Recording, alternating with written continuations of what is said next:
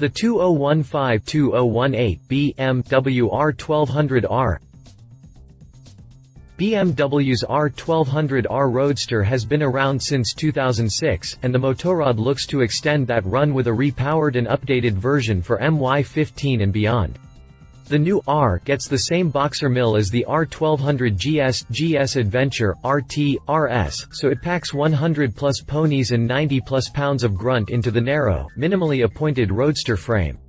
Electronic gadgetry comes in the form of ABS and ASC, as well as variable power delivery modes and traction control, for most of the top-shelf safety features folks tend to expect nowadays. There's more of course, so it's safe to say that there is much more here than meets the eye if you'll forgive the shameless Transformers reference, so let's dive right in and see what else the Bayerische Motoren Werke has in store for us with this newest incarnation of its popular roadster. Continue reading for my review of the BMW R 1200R. Design. The R 1200R is the very embodiment of what it means to be a roadster, with minimal appointments, non-existent paneling and very little left to the imagination.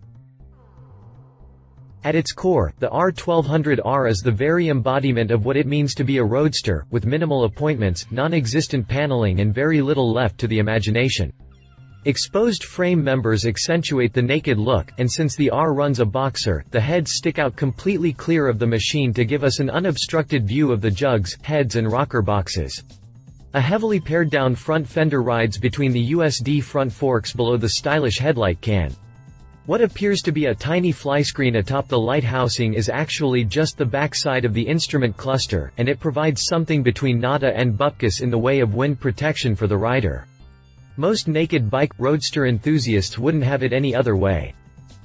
The 4.7-gallon fuel tank comes tapered at the rear to match the bevel on the saddle for a narrow waist and easy reach to the ground from the 31.1-inch high seat.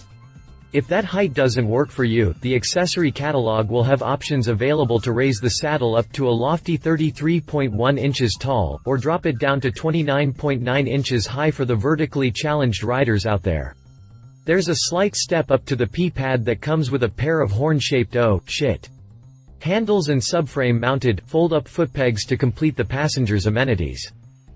The tail light comes tucked away beneath the tapered tail section, and though I'm no fan of the subframe mount mudguard, to be fair, it's about as narrow as it could possibly be, and so are the turn signals, so the visual impact is minimal at the end of the day.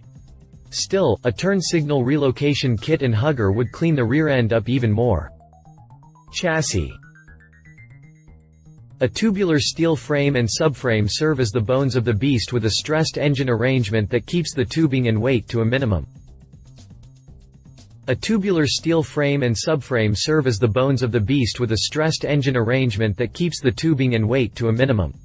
The steering head comes set at 27.7 degrees, which is a little rake-ish for a sport bike, with 4.9 inches of trail and a 59.7-inch wheelbase that are also a little long for same. A pair of 45mm USD forks support the front of the bike with a coil-over monoshock to tame the motion of the single-side, aluminum, Evo paralever swing arm. Components at both ends turn in 5.5 inches of travel at the axle. The rear shock comes with adjustable preload and rebound damping, but the front suspension is something else entirely. Beamer's dynamic electronic suspension adjustment feature reads the road and lean angles to deliver instantaneous corrections to the ride quality, and it comes with two different modes, road for general-purpose settings, and dynamic for a firmer setup.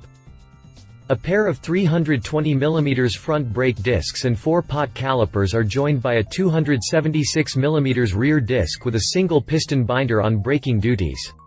Switchable ABS comes as part of the standard equipment package, so you can take it or leave it as the conditions, or your mood, demand. Cast aluminum, 10-spoke rims round out the rolling chassis with a 120/70ths hoop up front and a 180/55ths out back. Drivetrain. Beamer's flat twin boxer boosts plenty of power for some thrilling hole shots and authoritative passes, and should hold it in good stead against the majority of similarly sized rides out there. Beamer's flat twin boxer boosts torque over the previous gen while extending the power band down into the lower rev range a bit. The mill generates a total of 92 pound-feet of torque at 6,500 revolutions per minute with 125 horsepower on tap once you wind it up to 7,750 revolutions per minute, and at around 500 pounds wet, that's plenty of power for some thrilling hole shots and authoritative passes, and should hold it in good stead against the majority of similarly sized rides out there. A hybrid liquid-air cooling system deals with the waste heat generated by the 12.5:1 compression ratio. Yeah, that's right, it's nothing but premium fuel for this ride. The 101 mm bore and 73 mm stroke gives it the typical, short stroke configuration with DOHC valve timing to manage the 4 valve heads. A ride-by-wire system enables the stock 2-channel rider modes and the optional dynamic traction control feature that protects the integrity of the contact patch in wet or otherwise low traction situations. The DTC comes bundled with the Ride Modes Pro that adds another couple of channels to include an owner-programmable one for custom power delivery. An electronic gear shift assistant lets you cycle through the 6 gears, up and down, sans clutch or throttle adjustment, just lay the hammer down and go. Power delivery ultimately winds up being smooth and predictable, even with the stock rider mode engaged, and this alone makes for a safer ride even without all the electronic fandanglery.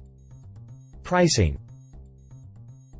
MSRP runs $300 more than last year, but still not a bad price for what you get.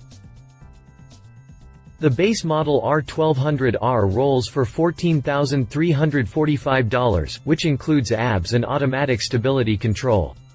Adding the option packages can push that to $18,295. Competitor. Beamer's ABS can be disabled if you like, cause sometimes you just need to be able to slide a bit. Roadsters typically bring moderately high performance to the table in a rather minimal package, and while the differences between them and a naked sport bike are subtle, they're definitely there. With that in mind, I went hunting for another proper Euro-style roadster, and decided Ducati's immensely popular 1200 Monster would do nicely. Right off the bat one can't help but notice the similarities in design. Cutback fenders nestled between beefy, USD front forks with a teensy headlight can lead the way ahead of a bulky engine section. Both fuel tanks come stylishly shaped with a relief for knee and thigh on each side for a race-tastic appeal. Unfortunately, both would benefit greatly from losing their current rear mudguard in favor of a hugger, at least in my humble opinion. Narrowish fronts with chunky shoulders and a wasp tail and nothing in the way of fat or fluff, sounds like a roadster to me.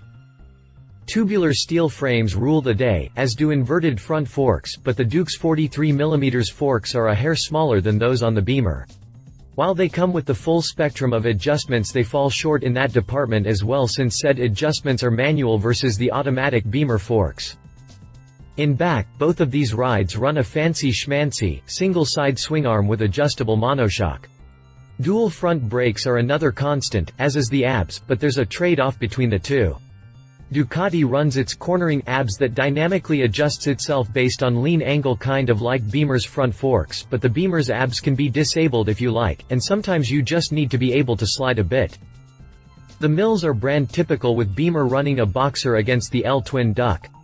Ducati crams in a few more cubes with 1,198 cc in total over the 1,170 cc BMW, and it also manages to milk an impressive 150 horsepower and 93.1 pound-feet of torque from its Testastretta. That's just a skosh more torque than the 92 pounds grunt from the R, but 25 ponies more for a difference that will be marginally detectable with the Heine dyno. These two are neck and neck at the checkout.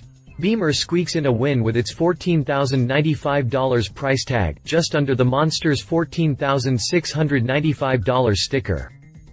He said. As always, Beamer puts out a really good product, and this one actually has a little sex appeal to it in the curve of the tank and kick of the tail. It's not stodgy at all, like, if we are honest, some of their stuff is, and I like the look a lot. As always though, I'd prefer if it didn't run a boxer with those vulnerable, expensive heads sticking out the sides just waiting to get whacked or ground. She said. My wife and fellow motorcycle rider, Alan Hinton, says, it gives you a rather sporty riding position, though not that forward aggressive stance, and the bike feels quite agile. Throttle response is quite snappy and the center of gravity is low, so the bike is easy to handle at parking lot speeds.